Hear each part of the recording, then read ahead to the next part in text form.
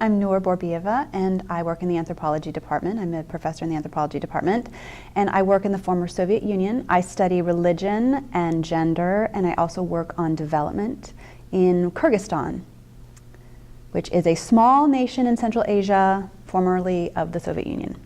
Well, I've just finished a number of articles that looked at religion and spirituality and drew on a lot of that fieldwork experience. These initial articles, I really didn't draw a lot from my dissertation because my dissertation was more on the development sector. So now what I'm thinking about, or now what I'm actually working on, is trying to get a book-length ethnography, which is the gold standard in my discipline, to have a book-length ethnography to explore another culture in that way, in an extended way.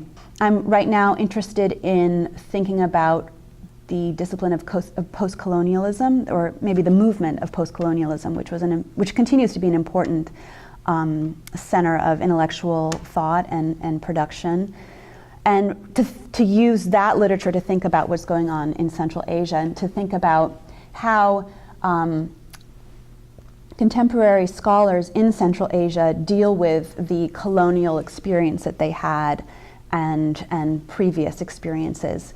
What is different, maybe what's unusual about Central Asia, you had the Russian presence the Soviet presence for 70 years, and then before that, another 30, 40 years of the Russian imperial presence. And yet we haven't yet had a really concerted effort that I've seen to make sense of that colonial legacy. Now the Soviet Union did a lot for Central Asia.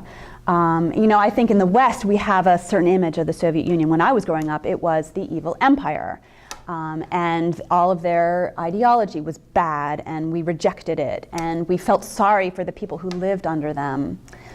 At the same time, there was a lot of good things that they did. They invested incredibly in education, which had a big impact, particularly on women. Really, it helped women get into the public sphere. It helped women get involved in the workforce. Women were getting degrees all the way up, almost to the same level as men. And actually, if you look at some of the statistics, they compete even, or possibly outdo us, even in Central Asia, in terms of gender equity in education. So there were some positives, a lot of wonderful social security, safety nets that helped both men and women. And when I went to Central Asia expecting to hear how bad the Soviets were and repressive they were, and how they didn't let us talk about our native customs, actually what I found was people really admired Russian culture. They really were nostalgic for the Soviet era. That's very interesting to me. At the same time, I want to see if I can explore what were some of the negative impacts of that era when certain races were devalued, certain cultures were devalued, certain languages had less symbolic capital. So that's what I'm working on now in my book, and extending that search, or that exploration, back into the implications of the Soviet and Russian presence, but also thinking about the Western presence now. The United States has had a military base there since